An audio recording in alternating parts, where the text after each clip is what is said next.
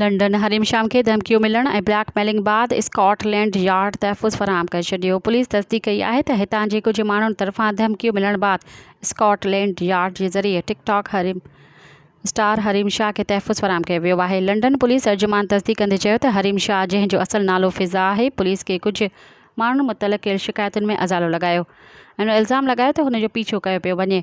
हुनखे ब्लैकमेल कंदे धमकियूं मिली रहियूं आहिनि। हरीम शाह जे कुझु माण्हुनि सां इख़्तिलाफ़नि बाद पुलिस सां राब्तो कयो, जंहिंसां हुनजो मानचेस्टर में तारफ़ थियो ऐं हू उन सां गॾु रही। वाज़िह रहे त गुज़िरियल हफ़्ते हरीम शाह जूं कुझु वीडियोज़ ऐं तस्वीरूं गुमनाम अकाउंट्स जे ज़रिए सोशल मीडिया ते जारी थी हुयूं। हीअ तकरार बरतानवी पाकिस्तानी जे हिकु ग्रुप पाकिस्तानी मीडिया जे मेंबरनि सां राब्तो करण बाद शुरू थियो, जंहिंमें इल्ज़ाम लॻायो वियो त हरीम शाह मानचेस्टर में 6000 पाउंड चोरी करे वरिता ऐं शहर खां लंडन फ़रार थी वई।